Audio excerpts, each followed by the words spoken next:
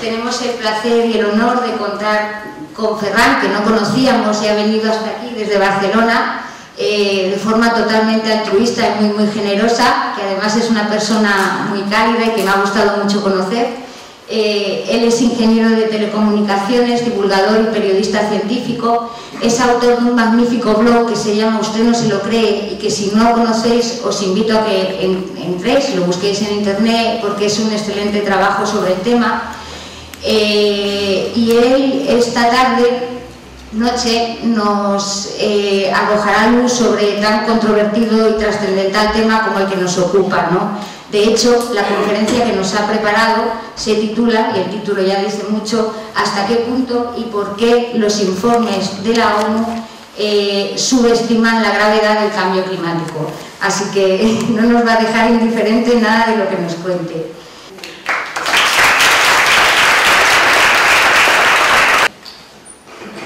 Bueno, buenas tardes a todos.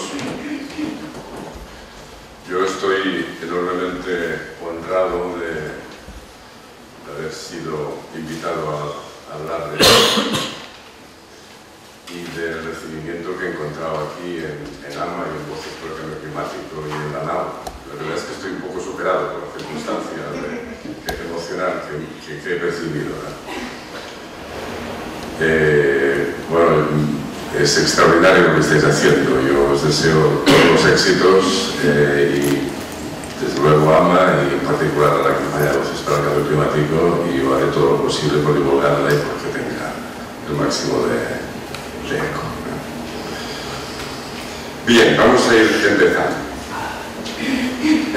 Tengo una presentación que es un poco ambivalente entre la divulgación y lo académico, también en función del tipo del perfil del público con el que finalmente me encontraré, me iba a encontrar. Dos cuestiones previas son, la primera relativa al título. Me dice Elena, el título que he puesto es demasiado largo y lo hemos tenido que reducir. Y cuando lo vi, me pareció que no era, digamos, el que tenía que ser. Incluso escribí un correo, dije, cámbiame esto. Al final no lo envié, pero vamos a ver. Esto así me sirve para como introducción. Dice, la gravedad del cambio climático y los informes de la ONU. No son de la ONU los informes. El título corto que ha puesto es como si fuera un titular de periódico que no cabe, ¿no? Que reducción.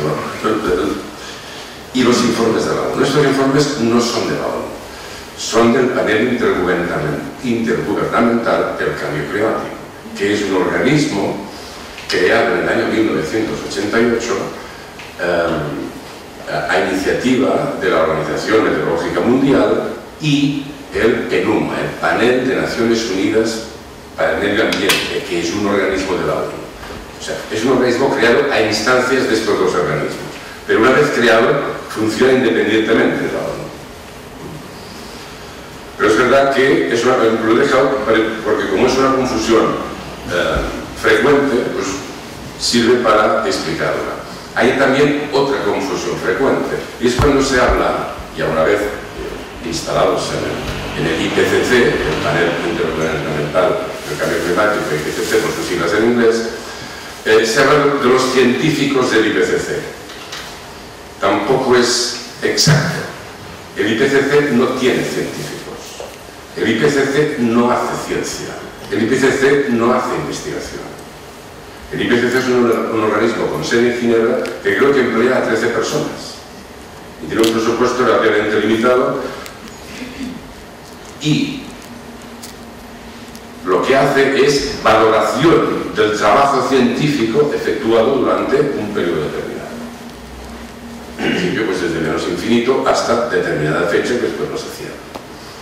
Y se hace entonces una valoración de todo lo publicado, se compara lo comparable, se mira, se intenta homogeneizar y, bueno, y al final veremos a través de qué procesos se generan unos informes sobre el clima.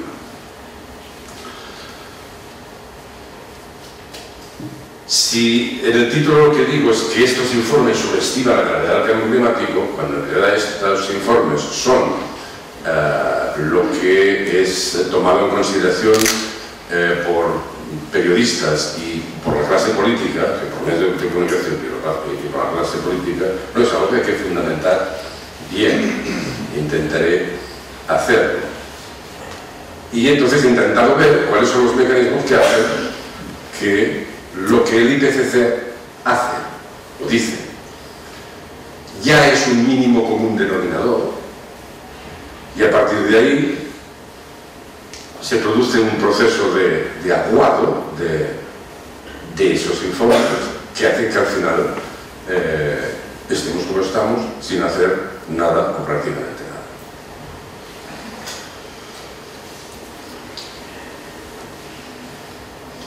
Voy a hablar de básicamente estos 8 puntos.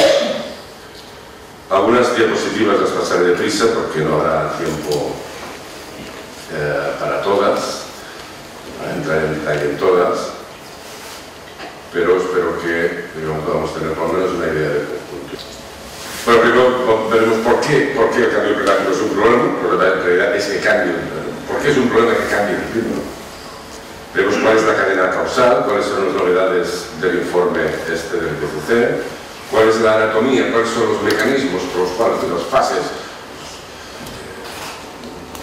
Si digo de anatomía, debe ser los órganos, digamos, qué funciones hacen, qué cosas son las que hacen que de la realidad climática auténtica hasta la percepción social se vaya perdiendo fuelle, vaya perdiendo fuerza. Veremos el sistema climático según la teoría de sistemas, que es algo que es curioso que no se analice desde este punto de vista. Veremos una lectura alternativa de las previsiones del IPCC, es decir, veremos lo que dice el IPCC y a ver si encontramos algunas cosas que nos digan, que podamos leerlas de forma distinta a la que se suele leer habitualmente. Después, qué respuestas son necesarias, qué es lo que habría que hacer y qué viabilidad tienen, y si nos queda tiempo veremos la influencia del negacionismo organizado. Bueno, esto es el clima desde hace 55 millones de años. ¿Veis? Estos son millones de años y esta es la anomalía térmica. Y en estos últimos 500.000 años se amplifica aquí abajo, vemos esta parte de aquí. De aquí ya vemos las oscilaciones térmicas de entre 2 grados y menos 2. Y nosotros estamos aquí al final. Este rato, este pequeño espacio de aquí es el que se llama el Holoceno, que es nuestra era geológica, que es de los últimos 10.000 años. Es decir, en los últimos 10.000 años es cuando se ha estabilizado la temperatura al nivel actual, digamos, preindustrial. Estamos un poco más por encima, pero es desde hace 10.000 años que la temperatura y el nivel del mar son estables. Esto tiene importancia porque se puede ver esto es lo que hemos visto antes, ¿verdad? Esto es el tiempo del océano y para acá, esos son los últimos 10.000 años. Y se puede ver cómo en los últimos 10.000 años es cuando han surgido las civilizaciones. Las civilizaciones han surgido en la medida de que el clima era previsible y por tanto ha sido posible la sedentarización, pasar de ser cazadores-recolectores a sedentarizarnos, a generar la agricultura y con el tiempo pues, generando la cultura que conocemos. La civilización, el mundo, tal como lo conocemos, se ha producido y se ha visto favorecido por la estabilidad climática y la estabilidad del nivel del mar, porque en una era de hielo el nivel del mar es 100 metros inferior al actual y en un máximo térmico, lo de hace que es al que estamos abocados, el nivel del mar es 75 metros superior al actual. Y en todo caso eso siempre va fluctuando, de forma que establecer ciudades costeras y una sedentarización y una cultura agrícola y lo que ha ido venido después, que en gran medida todos apreciamos, pues eso ha sido posible por la estabilidad climática que ahora se ha perdido. El problema del cambio climático es precisamente que el clima cambie y que no sea posible predecir cuáles van a ser las condiciones del entorno. Aquí lo vemos también, vemos el nivel del mar. El nivel del mar es un poco el termómetro de mercurio, ¿sabes? Los termómetros de mercurio de antes, ahora todos son electrónicos, pero antes eran las curvas de mercurio. Pues el nivel del mar es un poco el termómetro de la temperatura media de la Tierra, ¿no? Aunque ciertamente reacciona con una velocidad mucho más lenta que lo hacen los termómetros de mercurio. Pero podemos ver, y hace 40 millones de años, era 75 metros superior. Esos 45 millones de años se refieren, esos 75 metros se refieren a un planeta sin hielo, es decir, donde Groenlandia, la Antártida y lo que se denomina el tercer polo, que son todos los glaciares del Himalaya, se han fundido.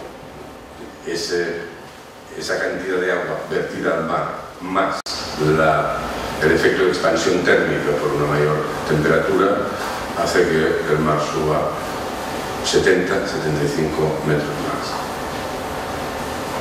Bueno, en cambio, como vemos ahí, esto ya es una pequeña crítica del IPCC, porque si aquí ya se ve que eso tiene un comportamiento bastante lineal, no, el IPCC hacía una predicción de menos de 1 metro de incremento en 2100. Bueno, esto en todo caso no es imposible que así sea, porque dependerá de la velocidad de fusión de los hielos, y el hielo es de las que científicamente todavía está un poco en la infancia. También lo podemos ver desde el punto de vista del CO2, aquello que era el termómetro, eso sería el CO2-ómetro, ¿no? Es decir, tenemos aquí la era preindustrial, sería la situación más o menos actual. Aquí tendríamos el último máximo glacial, con 100 o 120 también metros menos en el nivel del mar. Este otro punto, esos serían puntos de equilibrio en realidad. Este otro punto es hace 35 millones de años. Eso que dice este trabajo que referencio aquí, pero también se podría entender 50 millones de años. En todo caso, aquí dice más de 35 millones de años, sin hielo permanente. Y a los 35 millones de años tendríamos 45 más o menos 5 metros de nivel del mar, donde solo habría hielo permanente.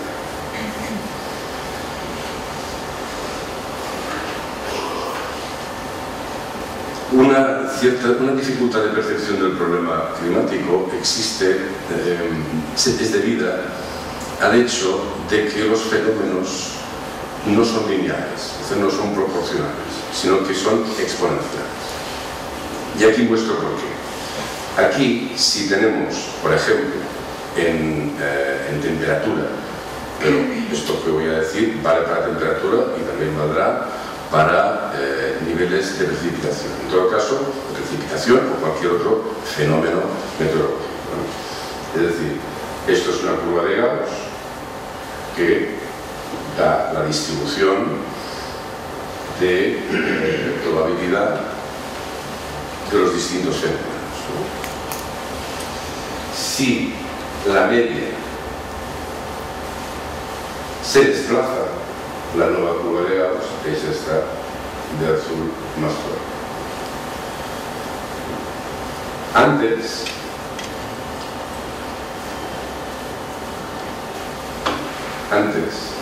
aquello que podría decirse muy caliente o muy caliente,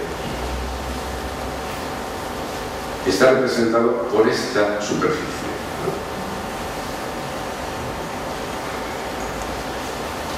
cuando la curva de Gauss se desplaza hacia la derecha,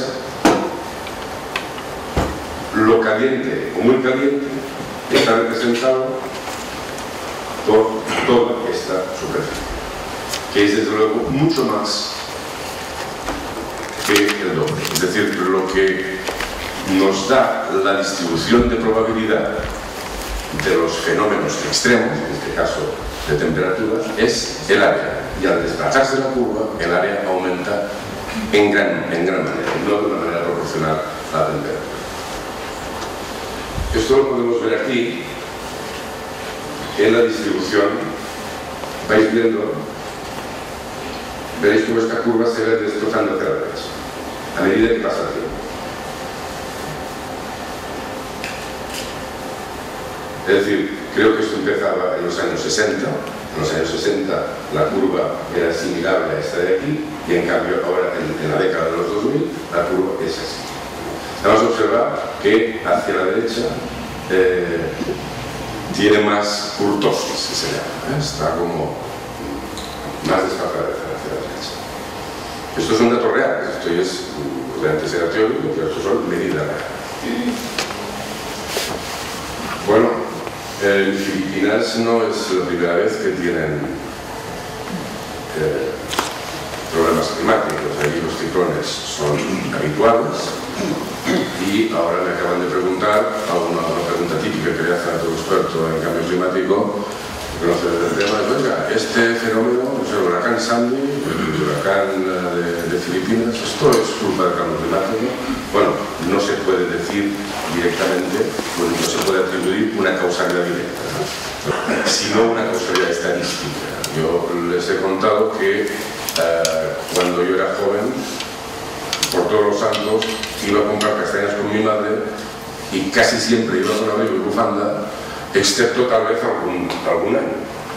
Y ahora vamos casi siempre en manga corta, excepto tal vez algún año, porque el año anterior sí que hizo frío por Todos los Santos. Pues esta es la forma de verlo. Pero bueno, Manila es un lugar muy vulnerable, no es un país desarrollado, y la población tiene una gran vulnerabilidad a estos fenómenos, que por cierto han tenido niveles récord de velocidad del viento, ¿no? Pero esto también es un paisaje de devastación, ¿no? Pero esto no son Filipinas, ¿no? Esto es Nueva Jersey, esto es solo el Jersey. O sea, no estamos exentos de peligro, nada. En cambio climático se da una situación extremadamente injusta.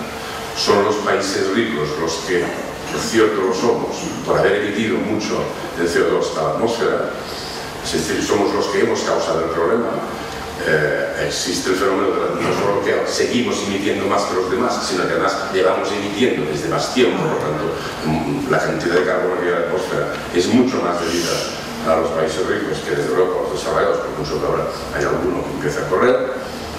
Y sin embargo, los fenómenos extremos, cuando repercuten en países que son especialmente vulnerables, que son los pobres, que son los que lo son por no haber emitido, ahí es donde el daño se da con mayor intensidad. Es decir, se da una asimetría de la venganza. Bueno, si me entretengo en esta diapositiva, podría pasar un cuarto de hora, 20 minutos, y la moderadora me llamaría la atención, y por tanto no voy a entretener demasiado. En todo caso, esta es la cadena causal, digamos, aquí está resumido en un cuadro cuál es el fenómeno, cuáles son los fenómenos físicos que intervienen en todo caso cuáles son las causas del cambio climático, y al final cuáles son los efectos en forma de impactos, ¿no? Tenemos como emisiones, tenemos el CO2, tenemos otros gases de efecto invernadero, como son el metano, los óxidos de nitrógeno, el ozono, los CFCs. Tenemos aerosoles, que no son gases, que son partículas microscópicas con efecto invernadero, pero también tenemos aerosoles reflectantes, que en realidad contribuyen, en este caso, a enfriar la atmósfera, porque son blancos, reflejan la luz incidente y son consecuencia de la quema de carbón, básicamente, de la generación de electricidad a base de carbón, sin protección. Esto es algo que en Estados Unidos y en Europa ya se solucionó en la década de los 70-80, pero que ahora las centrales chinas, esta gente inaugura 2 centrales térmicas, 2 centrales de carbón cada semana prácticamente, pero lo hacen sin protección. Llega un momento que no tienen que poner protección, y estos aerosoles, que en realidad tienen un tiempo de residencia en la atmósfera de días, contrariamente al CO2 que lo tiene de milenios, sobre las personas afectantes, cuando no se emitan más, harán aumentar la temperatura todavía más. Voy directamente a lo que significa el efecto invernadero, que entiendo que es más o menos conocido, si no me lo preguntáis a la hora del debate. En todo caso, vamos a los impactos. Los impactos son básicamente un aumento en la frecuencia y la intensidad de los fenómenos extremos, una alteración del ciclo del agua, del ciclo hidrológico, una mayor desertización y por tanto un mayor fuego forestal también. Hay una extinción acelerada de especies, la producción alimentaria se ve alterada, el nivel del mar varía, hay una acidificación de los océanos, es decir, una parte del CO2 emitido es absorbido por los océanos y eso hace que su pH aumente, ha aumentado ya en 1/10, y se produce también la lluvia ácida, ¿no? Que es lo que se producía antes en Europa, en Estados Unidos. Esto aquí está ahora muy controlado, lo que os decía que en China sí se produce. Bueno, esto es el IPCC. Vamos a hablar ahora del IPCC. El IPCC, desde el punto de vista de los números, VG1, ¿qué quiere decir? VG1 quiere decir Working Group 1, grupo de trabajo 1. El IPCC tiene 3 grupos de trabajo fundamentales. Tiene alguna otra cosilla, pero me voy a centrar solamente en estos 3 grupos de trabajo. Uno es la base de ciencia física. Ese es el grupo 1, es el que salió ahora el 27 de octubre. Base de ciencia física. El grupo 2 se refiere a los impactos. Y el grupo 3 se refiere a la mitigación, cómo mitigar el cambio climático. El de ciencias más duras es el primer grupo de trabajo, ¿no? Que se llama base de ciencias físicas, física, química, ciencias básicas. En cada uno de estos informes, que los presentan por lo general en fechas distintas, se hace lo que se denomina resumen para responsables de políticas, resumen para legisladores. Si bien el informe gordo, que este del grupo 1 tiene 2.000 densísimas, ese lo deciden exclusivamente la comunidad científica, no hay intervención de la política, por lo que os decía antes, porque allí nadie de la ONU manda sobre el PCC. El PCC es un organismo que una vez creado funciona por su cuenta,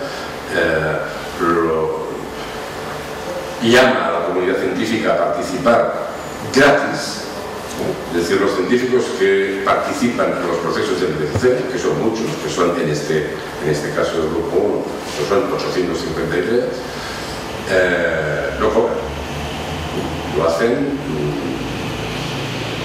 a escote, ¿no? Trabajan a escote.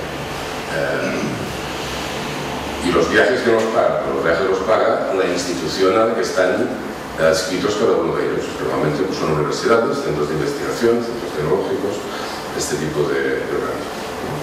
Claro, todo el mundo quiere participar en el IPCC, pero es una cosa que da un prestigio extraordinario, están allí con lo mejor del mundo, ¿no? Pero el trabajo que da es enorme. Y además eso quita tiempo a la propia investigación, de forma que en general hay muchos que repiten, pero creo que en este quinto informe el 60% de los científicos son nuevos, no habían participado en procesos anteriores. Bueno, tiene 2.200 páginas, se han empleado 45 modelos climáticos, 2 millones de gigabytes. Eso es un petabyte, ¿no? 2 petabytes, ¿no? de datos climáticos. Se han citado 9.200 trabajos de investigación y se han recibido de comentarios externos antes de la publicación 54.677 comentarios. Cada comentario que se recibe tiene que ser contestado y justificada su toma en consideración, su rechazo, su toma en consideración parcial, etc. Y además esto está disponible públicamente. Bueno, yo iba a hablar de las novedades suponiendo que alguien conociera, y claro, si hablo de las novedades porque se entiende que alguien conoce cómo era el informe anterior. Bueno, como no venimos aquí a profundizar en esto concretamente, pues se debe prisa. Pero sí que hay una cosa que no es nueva, y es que es peor que la anterior. O sea, de todos los informes del IPCC, siempre cada uno ha sido peor que el anterior, entendiendo como peor, pues más alarmante. No quiero decir la palabra alarmista. Alarmista quiere decir alarmar sin fundamento. Era alarmante. Y lo que ocurre es que previamente pues existía una cierta moderación. Entonces, el hecho de que hay moderación se prueba en el hecho de que cada año la temperatura que prevén es superior, el nivel del mar que prevén es superior. La fusión total del hielo del Ártico cada vez se produce antes.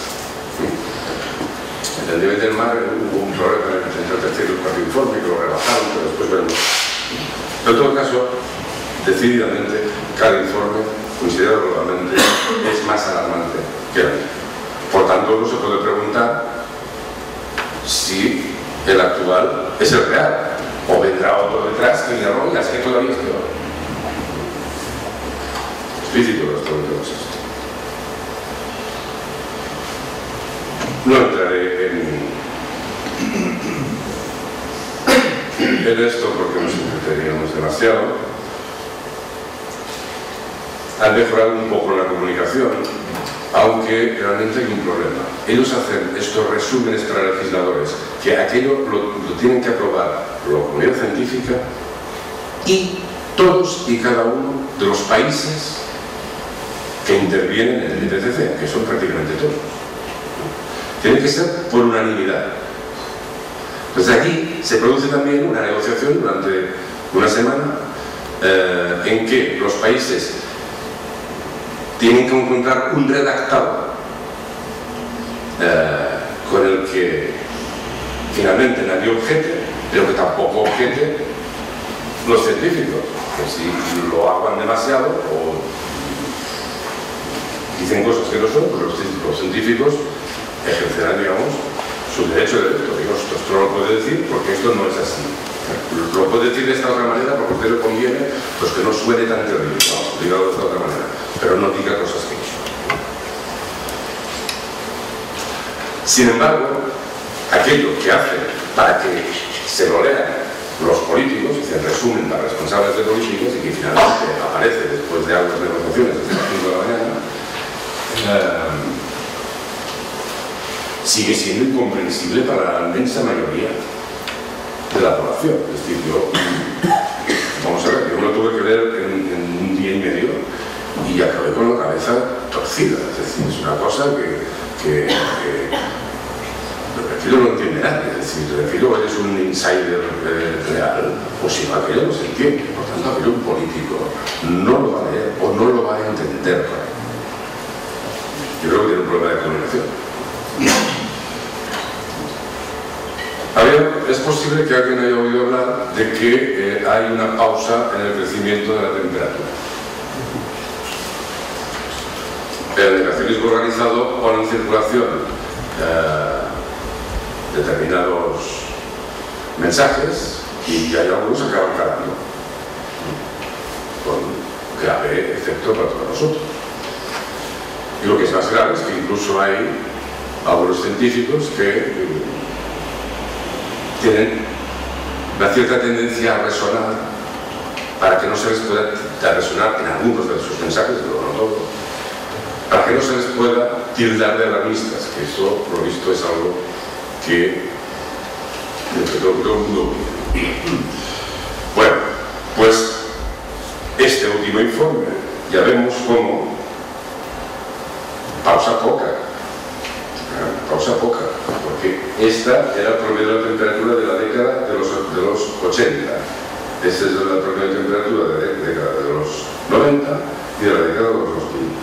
No sería mucha pausa. Lo que ocurre es que si uno, según como tome uno los intervalos sobre los que ejerce los promedios, bueno, pues puede salir una cosa, puede salir otra. Entonces, digamos que buscando que salga algo que yo pueda decir que no sé qué, pues al final se encuentra. Y si uno empieza en el año 98, el año 98 está, junto con el año 2005, con los dos más cálidos de la historia. Y si uno empieza en el año 98, pues parece que hay 13 años en los que la temperatura, el promedio de los últimos 5 no aumenta. Hasta ahí. El promedio de los últimos 5 no aumenta. Eso es todo lo que se podría decir. Pero bueno, ya verá usted cómo la década de los 2010 será bastante más caliente de la década de los 2000. Todo va a ser así. Pero es que la semana pasada salió un trabajo que demuestra que ni así. Es decir, hay un problema con las medidas de temperatura. No hay medidores en el polo norte, total no hay medidores. Y en África, muy pocos. Entonces, dado que los registros de temperatura más fiables son los que se emplean con los termómetros de superficie, pues esas son las medidas que se utilizan normalmente. Sin embargo, hay un trabajo que utiliza las medidas por satélite para complementar las medidas de donde no hay medidores.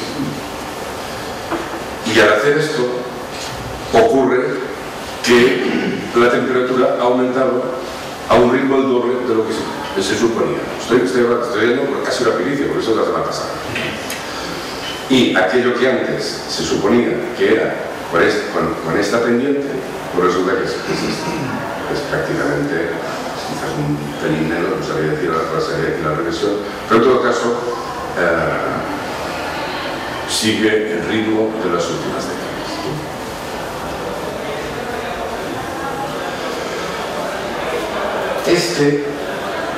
Ahora vamos a lo que es la anatomía del proceso de aguado de la realidad. Es decir, y hay una categoría que son los climatólogos, ¿no? Que son los que hacen lo que nosotros nos ocupa ahora. Luego hay una integración de esos trabajos climatológicos que son los que hacen informes, por ejemplo los del IPCC. Y hay una institucionalización científica que es la propia IPCC. Después existe un trabajo de intermediación, es decir, de cómo se comunica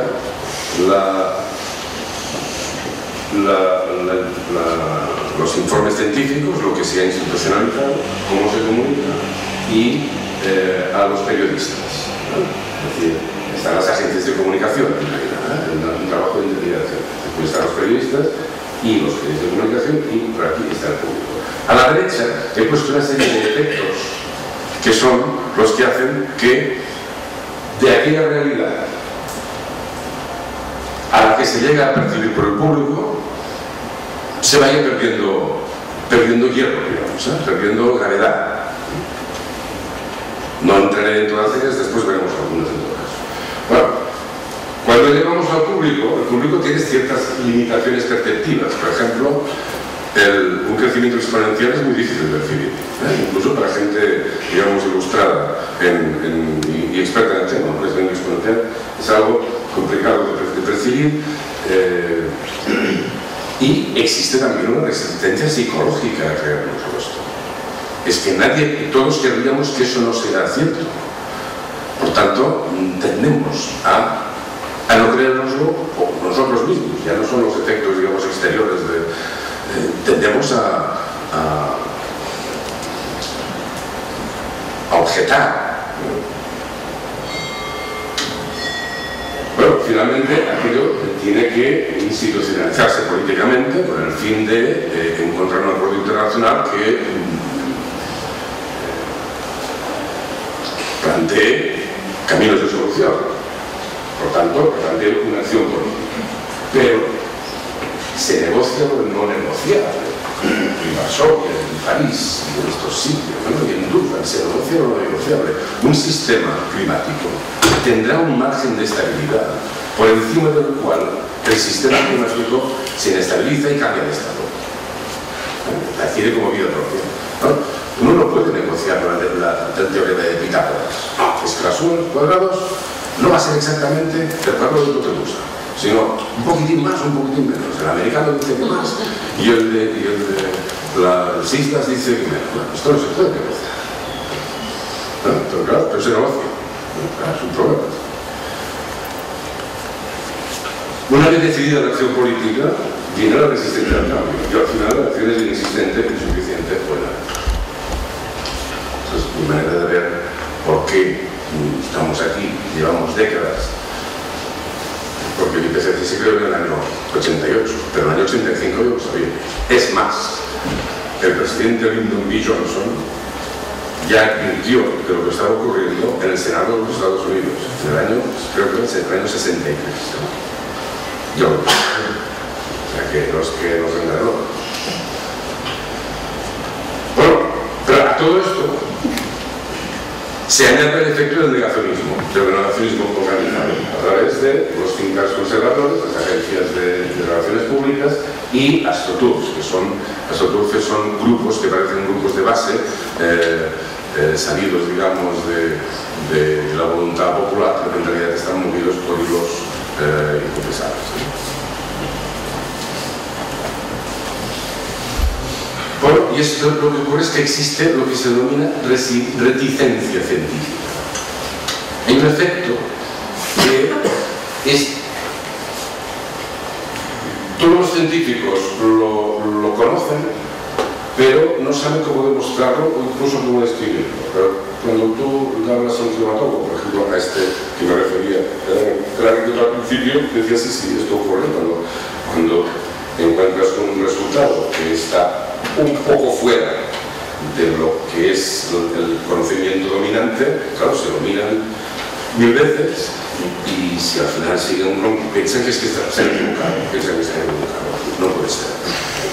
Hay un efecto, entonces se necesita una evidencia mucho más fuerte para salirse del pensamiento dominante. Ross Garnaut es un economista australiano que es el que ha integrado las cuestiones entre ciencia y política en Australia, ¿no? Es por lo visto un hombre de gran prestigio en su país y él ha visto en los informes de IPCC y incluso antes en los propios trabajos científicos, ha sido capaz de detectar esa reticencia científica y ha sido capaz de detectarlo porque él antes la había sentido en propia carne. Este hombre, en los años 70, le pidió un informe sobre la economía china. Él fue allí, hizo su trabajo de economista y vio que China iba a tener un crecimiento exponencial, un crecimiento brutal. Es decir, que estaba dando las condiciones para que tuviera un crecimiento fuera de lo común. Pero cuando él emitió su informe, no puso tanto, puso menos. En cambio, se ha producido lo que él había visto. Él pensó que si decía lo que él veía, bueno, le pagaría el informe, lo dejaría en un cajón y pasó. Entonces él, cuando ha hecho los trabajos de integración de la ciencia y de la economía y del clima, porque al final no he hablado aquí de la intervención de los economistas, al final acaban hablando del clima los que no son climatólogos. De Ross Garnaut en Australia, o de Nicholas Stern, también tal vez me suena. Nicholas Stern es un economista británico. Y Esto también lo había observado James Hansen. James Hansen está considerado el mejor climatólogo del mundo por sus colegas, por lo menos por sus colegas americanos. Hasta hace un poco, él era el director del NASA Goddard Space Studies, de la NASA, y él dice que hay una presión sobre los científicos para ser conservadores en los resultados que presentan, pero que no sabe cómo probarlo. Claro, si supiera cómo probarlo, ya se tomarían, digamos, medidas de corrección. Pero él cree que hay esta presión. Hasta llegar a la verdad científica incontestable, se pasan una serie de pasos, unos procesos que son constantemente de automodelación. Y cuento esto para poner sobre la mesa que estas cosas en ciencias del clima ocurren. No solo ocurren, han ocurrido. Cuando en el año 70 a uno de los primeros que fue a la Antártida volvió y dijo y publicó un trabajo que dice la quema de combustibles fósiles produce una inestabilidad marcada en la Antártida y eso puede producir una catástrofe tremenda al desestabilizarse esas paredes de hielo y producir aumentos bruscos del nivel del mar. Es decir, esto en el año 70, esto es pecado mortal. Es decir, los hombres lo dijo. ¿Qué ocurrió? Le quitaron los fondos de investigación y lo mandaron al ostracismo directo. Y esto es lo que se llamaba Mercer. Bueno, no debió morir muy feliz, pero por lo menos ha pasado a la historia como el efecto Mercer. Es decir, si te pasas, ocurren estas cosas. Pero es que James Hansen, el mismo James Hansen, en el año 88, en el Congreso de los Estados Unidos, él anunció el cambio climático, lo atribuyó a la cadena de combustibles fósiles, hizo unas predicciones de aumento de temperatura que se han cumplido razonablemente, y ¿qué ocurrió? Que le quitaron los fondos de investigación. 88 en la NASA. También lo ha sufrido en Roqueta. Hay también lo que se denomina la asimetría del reto científico. Es decir, el negacionismo fuerza a que las afirmaciones que se hacen científicamente sean llenas de cautelas, extremadamente moderadas. Y eso produce también una reducción de la fuerza de alarma de las conclusiones científicas.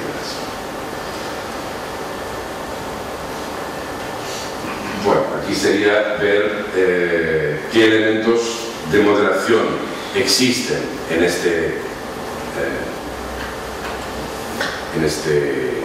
quinto informe. Lo cierto es que solo utilizan modelos.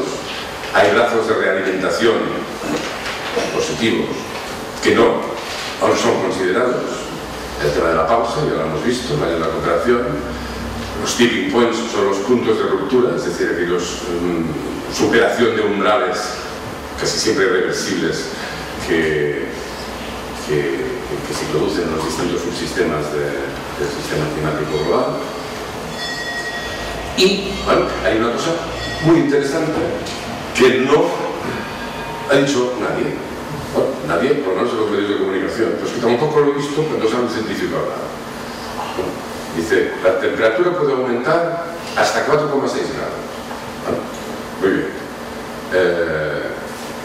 El caso peor en 2100, es lo que dice, digamos, el informe de IPCC. Bueno, pero es que resulta que han cambiado el año de referencia. Antes el año de referencia era la temperatura preindustrial. El año de referencia está situado alrededor del año 1980. Y de entonces allá ya ha habido un incremento de 0,6.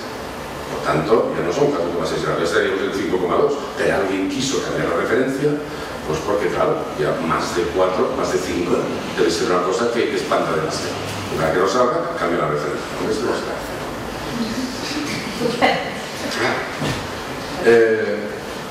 En cambio, hay cosas que no son moderadas. Hay cosas que no son moderadas. Por ejemplo, el tema de la anomalía térmica medieval, el tema de los rayos cósmicos, es decir, una serie de elementos digamos, muy caros al negacionismo, que lo repiten por mucho que hayan sido desacreditados con todas las de la ley. Bueno, aquí, digamos, sanciona de una manera fehaciente, oiga, esto no es verdad y basta, ¿no? Sería de una manera muy definida.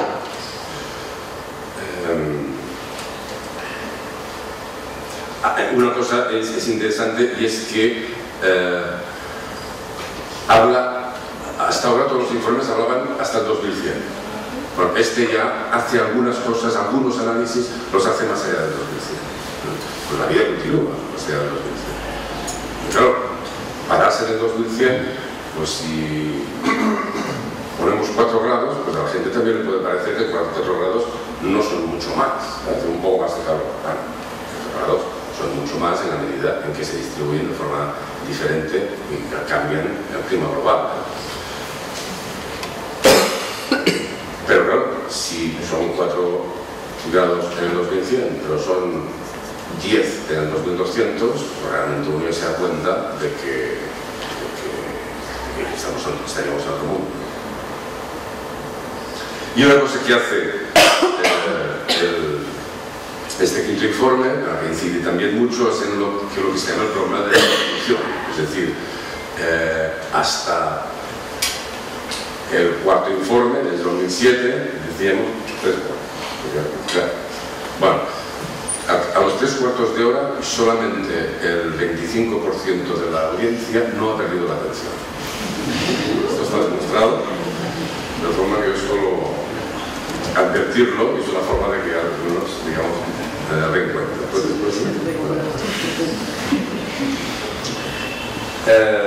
La atribución reforzada. La atribución reforzada se refiere a que, digamos, al elemento central del negacionismo. El negacionismo que quiere negar que el problema sean los combustibles fósiles. Follow the money. Es decir, él lo niega todo, lo niega todo. Niega que haya calentamiento, niega que sea grave, a veces hasta dice que es bueno, niega que sea el CO2, y si es el CO2, que no es el de los combustibles fósiles. Es decir, lo interesante para el negacionismo es negar la atribución. Y el IPCC dice, oiga, estoy convencido en un 95% de que el origen del problema está en la quema de combustibles fósiles. No, en la actividad antropogénica, porque no es solamente la quema de combustibles fósiles, sino también la deforestación. Esto como